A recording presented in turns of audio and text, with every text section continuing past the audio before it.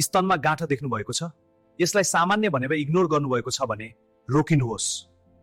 धेरैजसो गाँठो सामान्य पनि हुन सक्छ, तर केही अवस्थामा यो ब्रेस्ट क्यान्सरको संकेत पनि हुन सक्छ, त्यसैले हल्का रूपमा लिनु हुँदैन।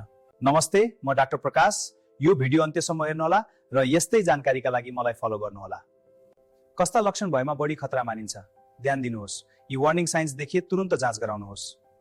कडा र नचल्ने गाँठो, हातले चलाउन गाह्रो हुन्छ र समयसँगै ठूलो हुँदै जान्छ।